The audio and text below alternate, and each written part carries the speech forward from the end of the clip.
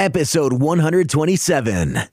Are you ready to take your eBay business to the next level? Then hold on, because Ron and Ali are going to take you into the fast lane with the latest tips and insights from some of the biggest and most successful sellers here on the So You Want to Sell on eBay podcast.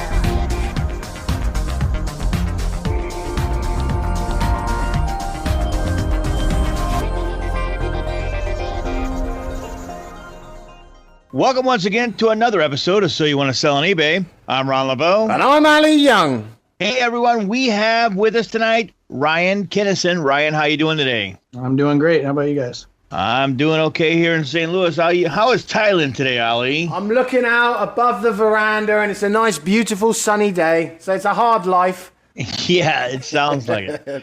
Hey, Ryan is a reseller and the owner of Handpicked Elements, a store on eBay, and he has been in business for about 4 years now and has over 800 to 900 items available in his store for sale. So, Ryan, you're still kind of young at this, but we'd love to have this story because you know what? We talk to a lot of different people. Some people have been doing this stuff for a long time, and some people not so much. So, we are excited about this episode here, and just looking forward to learning more about you. So I see you got some fun stuff here. So let's talk about how you got started. So 4 years ago, you woke up one morning and thought, you know what, I'm going to start selling on eBay. Yeah, something like that. So I've always been a big fan of some of the TV shows about the resellers, American Pickers, Storage Wars, stuff like that. And then I used to work with the Hunters. Thrift Hunters. Yep. Yeah. Jason's a friend of ours. Yeah. Yeah. And I'm actually on his Facebook group. So, and I used to work with a guy. He sold on Amazon and used to talk with him a lot and, figured, hey, why not give it a try? Wanted to look for another way of coming up with some extra income. And, Definitely. I worked full time back then. I still work full time now. So I do this in my spare time, basically. Cool. Wow. I mean, that's pretty special. Working. So you got like a full-time job and then you come home and you start listing on eBay. Yeah. I work 9 to 5 during the day. Got my wife and 2 kids. They keep me pretty busy in the evening, and then once they're in bed, I'm eBaying. So yeah, that's awesome. So, does your wife help you at all? Or obviously she's taking care of a couple of kids too. So, is this pretty much a sole project for you? Yeah, sole project. She's supportive of it, but I'm the one that's running it and doing everything. So. And it's doing well. Awesome. I mean, you so where are you getting your stuff from then? You out and about sort of checking out sort of different places, or are you going to markets? Where you get your stuff from? Yeah, so when I got started, I had some money saved up, and I decided to, get into the reselling business. So I went out and for a couple months and sourced some inventory before I actually launched my store on eBay. I spent about 2 months kind of going around to thrift stores and doing a lot of research on YouTube, watching videos, learning as much as I can about how to go about it, what kind of stuff to look for. And then eventually I launched my store.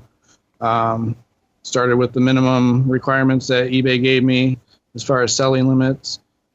Sold my first item and really just got hooked after that. Yeah, I mean, do you not get sort of caught up in the information? There's so much information there, you're not sure which bit to do and stuff like that? Or is it just sort of trial and error for you? Well, mainly trial and error. I mean, like I said, I watched a ton of videos, joined some Facebook groups with other resellers before I really dove in. Tried to learn as much as I could about the basics of it before I really got started myself. Yep. Well, cool. So let's talk about that. I mean, so are you actually would you consider yourself an expert in any area? I mean, coffee mugs or, I don't know. Is there anything that you've kind of mastered since you started doing this? I started mainly with books, and I'd probably say I'm pretty well informed in books as of right now. I sell a little bit of everything, but nice. Being that was my staple item that I started with, it was really cheap to source the books, and shipping's cheap on them, so that's kind of where I started and branched out from there. I'm in a ton of different categories now and selling all kinds of different items. Yeah, no doubt, man. Your store is pretty awesome. We got Bozo the Clown. I love it. I mean, you got a bit of everything here. A little bit of everything. So I continue to branch out. Just a few months ago, I got into shoes for the first time. So as I go go along, I try to learn a new category, a new type of item, and kind of add that into my arsenal. So how do you add that then? So let's say you find this new item. Do you research first, or are you sort of like guessing the price? How do you do it? Oh yeah, every time I'm out sourcing, I have my eBay app up, and I'm looking stuff up, checking prices. I've seen a lot of people on the websites and the Facebook groups. They sell clothing and shoes, and I've done a little bit of clothing, and I decided to give shoes a try. So before I actually started going out and looking for shoes specifically, I did a little bit of research on it, and watched some videos on shoes specifically to get some ideas, and really just looking up the stuff while I'm out, checking prices and seeing what would be profitable, kind of learning as I go.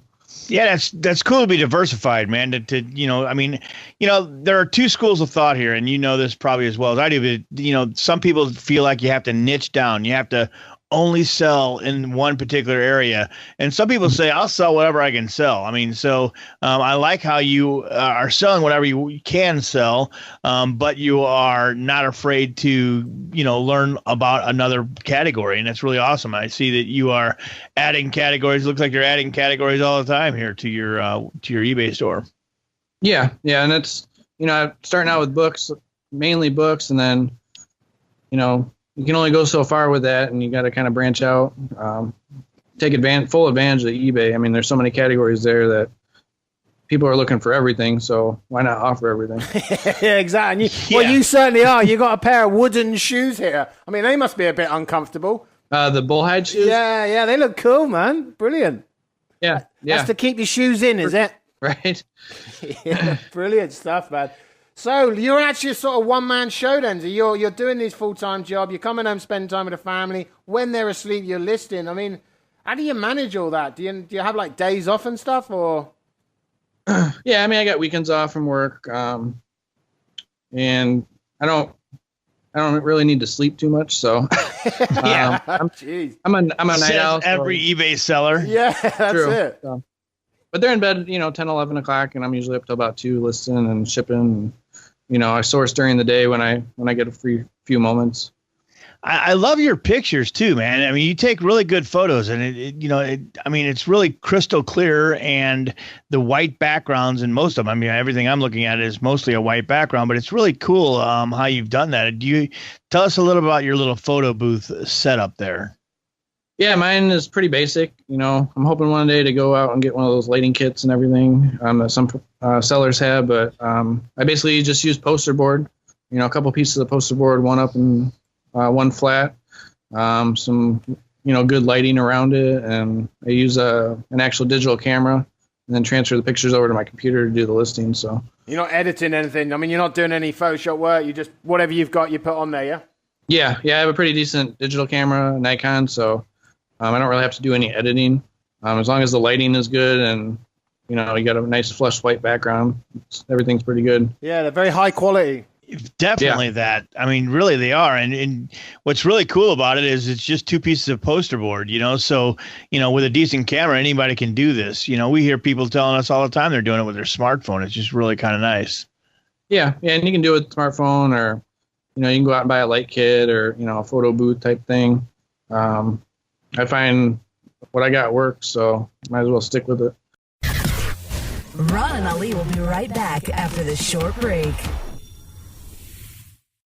So, you have an idea, a big idea, and you're ready to jump into the world of e-commerce. Awesome. But where to start? The answer is only a click away. At solutionsforecommerce.com, you'll find available services to help manage, audit, or even build your e-commerce site from the ground up. With over 10 years of experience in developing and managing channels on sites like Amazon, eBay, Shopify, and Etsy, Solutions for E-commerce can help you to grow your small or large business. Take a step back from the technical and do what you do best, and let Solutions for E-commerce handle the tedious stuff like creating, reviewing, adding, or removing listings, setting up or organizing store categories, even merchandising and customer support. Find out why their clients say that their business wouldn't be what it is today without the help from Solutions for E-commerce. Visit solutionsforecommerce.com and take your e-commerce business to the next level. That's solutions, the number 4, ecommerce.com. Use promo code eBay at checkout for an exclusive So You Want to Sell on eBay podcast discount.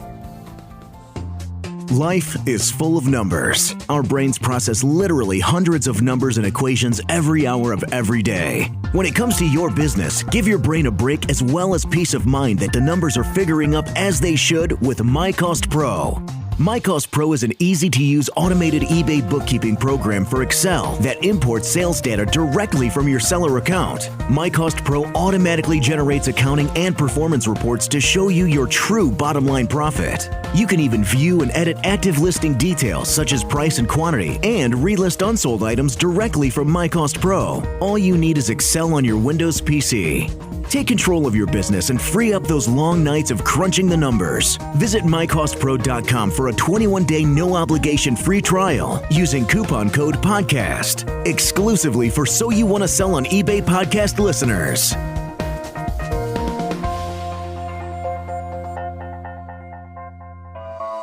Be sure to check out So You Want to Sell on eBay.com for the latest podcasts and all the information you need to get selling fast.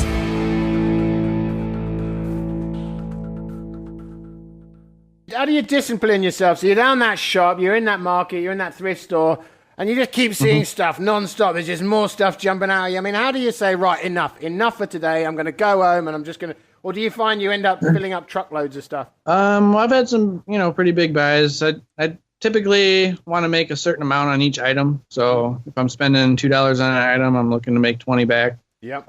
So there's some stuff I'll pass over that, is a smaller profit margin that I'm just not going to waste my time on. I know some people sell a lot of small stuff. I'll do a mixture of it, but I like to have a nice, return on investment on what I'm purchasing. So, over the last 4 years, I've gotten a lot more picky on what I pick up. When I first started, it was kind of a free for all, whatever I can make money on. And now, yeah, I love that. Oh, there's two of those. I love both of them. Right.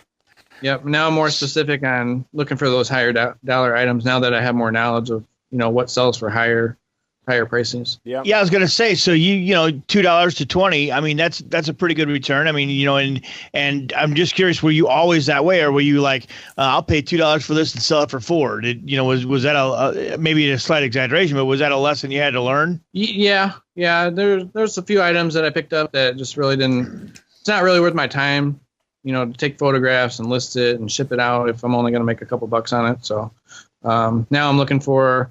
Maybe I'll spend a little bit more, maybe $7, $8 on something, hoping to get back $40, $50 on it. Looking for those type of items. But again, if it's a nice return on investment, 5, 10 times what I'm making, I'm probably. Of course, right? That's brilliant, isn't it? 5, 10 times. Yeah. Oh, I love eBay. And I love talking to eBay people because they all sound like you. Oh yeah, I want to get 5, 10 times as much money back.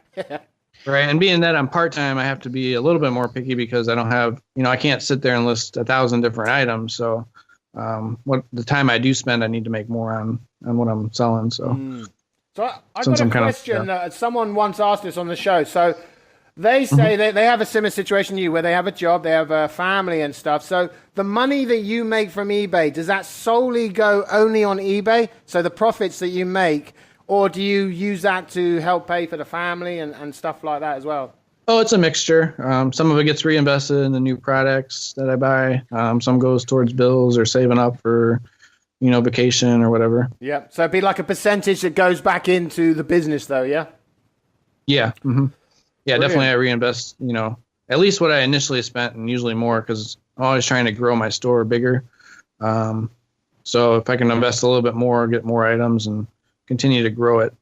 I think last year I was hovering around 600 items in my store. Now I'm up to about 850. Nice. So trying to push it up. So let's talk about an item that doesn't sell. What is your typical practice of, hey, I've had this thing on, on eBay for a while. What kind of steps do you take when an item hasn't sold, and, how long do you keep it on there before you pull it off? I've actually never really pulled anything off. Okay, that's fair. Yeah, I've had items sell 6 months, a year, even up to 2 years after I've listed it. eBay does notify you if the item's been up longer than I think 16 months. It has a little note under it, so you can go in and revise it or change the pricing, maybe update the listing. But I don't think I've really ever just pulled anything off. I find that I list it. Eventually, somebody's going to come along that's looking for it. And that's the brilliant thing about eBay, because there isn't any fees involved. I mean, you got your store, which you're going to have anyway, but you can just keep renewing that thing, and there isn't actually any fees if it's like a buy it now or something. Yeah. As long as I stay within my, the number of listings my store gets, I'm not charged extra. So why not put it there? Exactly. Let it sit there. That's awesome, man. Yeah, you got a lot of cool things, man. Seriously, and I love the variety.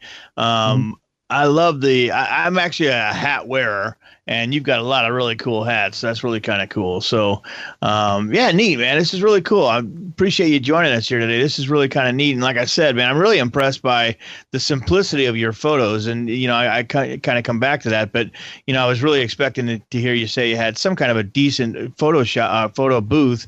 And, it's really just a couple pieces of cardboard, man. That's really cool. Yeah. Yeah. And then, like I said, I can get a lighting kit. It may be a little bit better picture, but why spend the money if I'm getting good pictures right now? So who's doing the shipping then? When you're at work, you drop it off before you go to work as well? I mean, how does the shipping part work? Yeah, all my boxes get packed up at nighttime, and then I usually drop them off either on the way to work or maybe on my lunch or on the way home from work. So I have a post office on the way. I mean, you've taken the full-time job and integrated this at the same level. And, it's amazing how you can make it all work. You see, right, I've got a spare hour there, so I'll send that there. I'll do that in the evening because the kids are asleep. I mean, it's great. Yeah. And is it ultimately your long-term plan to leave the full-time job and then make this your full-time job, is it? I've thought about it. There's some logistics with that as far as, what are you going to do for insurance and all this other stuff that some of the benefits that a regular full-time job or even a part-time job would get you. Probably my next goal would be to go to part-time at my job and scale up eBay even more. Mm-hmm. I'm a little nervous to go completely full-time eBay and do that solely just because it's kind of up and down. You just never know. Okay, let's say you're making $10,000 a month and you've done this for 3 or 4 months in a row. Mm-hmm. Does that change your decision? I think I'm still going to keep kind of a part-time job. It's cool. It's each person's different, Some people just go mental and they get warehouses, and some people like doing what you're doing, and that's the luxury of eBay. You can do both. Absolutely. So that's really cool. That's really cool. So you said that your wife is supportive of you. I mean, obviously you guys have roles in your family there, but I'm sure you spend a lot of time I think you said it's down in your basement that you do all the eBay stuff. Is that right? Yeah, I have an office in the basement that I use for shipping. I store all my items I have in my store down there. I have shelving units and stuff. So that's really cool, man, because you know what? A lot of people struggle with, like a lot of partners, husband and wife, and, they struggle with the, getting the support. So that's really kind of nice that you have that support. Some people don't get me wrong. Don't get me wrong. When I first started, I was we were in a townhouse and I kind of took over the kitchen. Well, let's not talk about that because I'm sure that didn't go over real well. And she might be listening to this episode at some point. Yeah, that wasn't the greatest. When we moved out, we specifically looked for somewhere with a basement and kind of went from there. So how do you find that items then? So that's another good common question we like to ask is how do you find the items that's sold? Have you got it all properly put away nicely, tidily? I mean, it's on shelves. It could probably be more organized. The books are all in my books are probably the most organized. They're in banker boxes, and they're all labeled with what books are in what box. But everything else is kind of a free-for-all on the shelving unit. So I guess I know that they're on the shelving units. I just got to find them. Where are they? Over there somewhere. Yeah, no, that must. People talk about, cutting little bits of time here and there to make things done a bit quicker. So they know exactly where that product is. But I imagine it's trial and error, really. Yeah, that's true. Cool, man. So, everybody, like Ali said earlier, everybody does things a little differently, but it seems like everybody comes down to systems. Everybody's system is different. I mean, obviously, when you first started with eBay, I'm sure you might have made some mistakes, like take a picture, put it on, list it and write the description and list it. Instead, now you probably take all 10 pictures of the things you got today and then write the description and list them separately. Is that right? Yeah. Right now, I'll get 10, 20 items together, take all the pictures at once, transfer them over to my laptop, and then do the listings at that time. I think when I first started, I didn't really have the white background. There's probably a couple listings still on eBay that have like a dark brown wood background that I was using. So I made some changes along the way. Yeah, and that's exactly how people do it. You know, they come in with one idea, and in a couple of years, you just sort of evolved something. You know, it's so exactly. you take 10 pictures, you list 10 at a time. Then it doesn't matter if one's worth more money than the other. Yeah. No. I do everything at once. Makes it a lot easier to list. Usually when I'm listing, I'll have 2 or 3 browser windows up and working on multiple listings at the same time. Usually when you're uploading pictures to eBay, it takes a couple minutes for the pictures to actually upload. So, I'll upload to one listing and I'll go to start another one and work on that. Start uploading the pictures, go back to the first one and submit it. Jeez. Kind of multitask with that. Yeah. Sounding well too organized. Yeah, exactly, I try multitasking one thing, it goes out of shape. So like the question I always ask, and Ron, hello? Is everyone still here?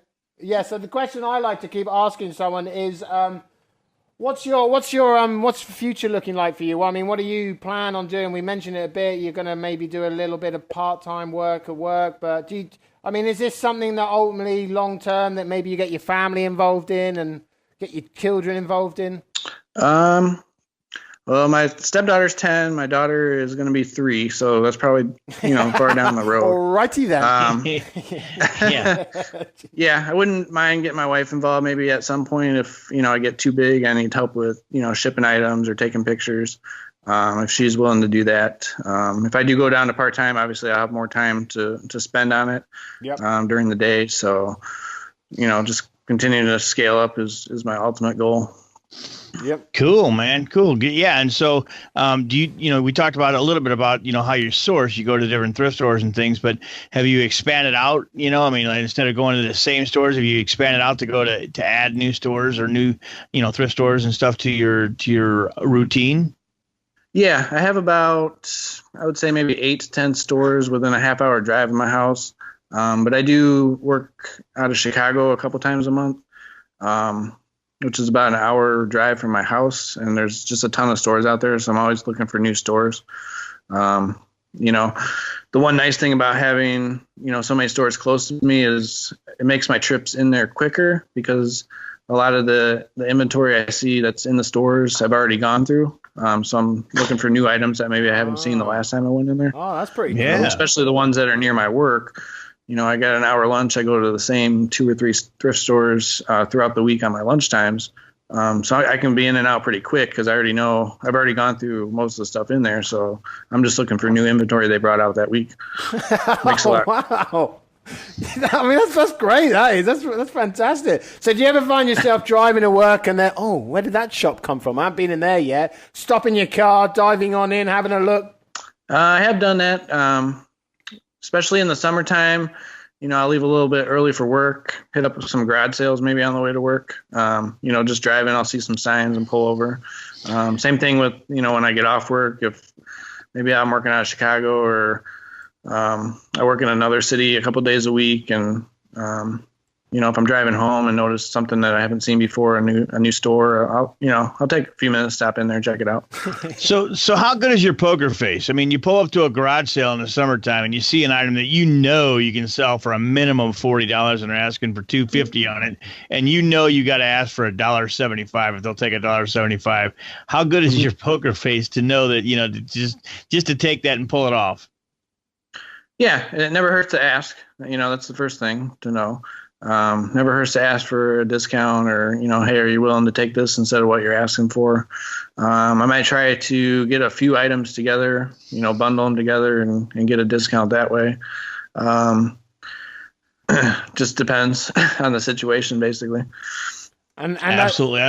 I love garage sales myself, man. They're just rock solid. I mean, people are trying to get rid of stuff, and there are just in a lot of cases, there are a ton of just good finds there. Oh, yeah. Yeah, and it never surprises me, whether it's a thrift store or a garage sale, what people get rid of, and what price they get rid of them for. Right, right. It's because it's been sitting there for 2 years. It's like, I'm done with this thing. Just someone take it. And to someone else, it's like, woohoo! It's a boner. Look at that. So yeah, one man's junk is another man's riches, as they like to say. That's what they say. That's what they say. Yeah, they have always got an opinion. Don't they? They got an opinion on everything. So I see that you're doing the 10%. So you're just doing 10% off on everything in your shop, yeah? Yeah, pretty much. I know some people run sales at certain times. I just do a generic 10% off. Everything basically. Any new items that I list, they won't go 10% off until the next month. So I give them a little bit of time to see if I can sell at full price. I price my items pretty competitive with, the sold listings on there. Sometimes maybe I'll slightly increase the price because I know I'm going to put the 10% on there. Yep. It just depends on the item. Yeah, it's a little bit of a game, right? I mean, it's a strategy game, right? I mean, so that's awesome. I mean, you definitely, you see the price that it's sold for before, and again, like you said, you're going to put that 10% off on it, so you got to jump it up just a little bit. Yeah, that's cool. Have you noticed a difference when you put that 10% off in increase in sales? There are some times where I'll forget. So normally I end each sale at the end of the month, and I'll start a new one on the first of the month. There have been a few times where I forget to start the sale right away, and it might be the third day of the month.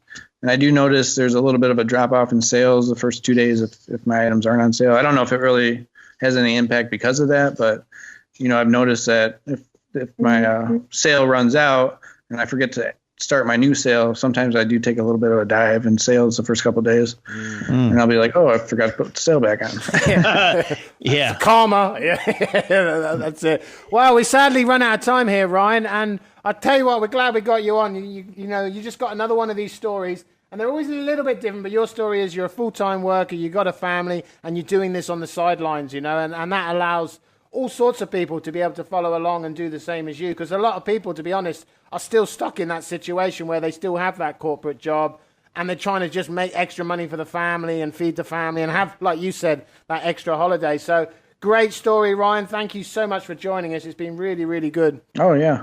Thanks for having me. And, it's all about time management. Get that time management going and, find a couple spare hours a day or a spare hour a day, and anybody can start it up. So definitely. Very nice. That's great, Ryan. And it's very, very low cost as well to start up. So, I mean, it's yeah, amazing. you could even start with items around your house. You don't necessarily have to have a bankroll or, funds saved up to go out. Just start by looking around your house, seeing what you got for sale or that you can sell that you're not using, and use that to start. Yeah, just stick it all on. Great advice there. So thanks so much, Ryan. We'll post all the notes from today's interview on our show notes page, which can be found at www.soyouwannasellonebay.com/show notes. Ryan, before you leave us, how can people sort of get in touch with you? Well, you can obviously check out my store on eBay. It's Handpicked Elements. I also have a Facebook page. If you go there, it's facebook.com/handpickedelements, where I try to post some items there. Those would probably be the top ways to do it. Brilliant. Okay. Well, we'll add those to the show notes page. So that's great. We've also got this resources page still. We keep adding to it. So this is just people like Ryan and other people who come on the show. They recommend like links that they used or tools that they might have used along the way. So we like to put it on there so everybody has access to this wonderful information. Well, sadly, that's it. And we shall see you next week. From everyone here at So You Want to Sell on eBay, I'm Ali Young. And I'm Ron LeBeau. That's all for this episode of So You Want to Sell on eBay. Be sure to check out our next episode or any past episodes by going online to soyouwannasellonebay.com. Also, be sure to follow us on your favorite social media sites, facebook.com/So You Want to Sell on eBay, and Twitter at Your eBay Podcast. Thanks for listening. And until next time, happy selling. Have an idea for a topic or know someone who would like to be on the show? Let us know. Just go to www.soyouwannasellonebay.com/interview. We look forward to hearing from you. This podcast was produced in part by Pro Voice Works.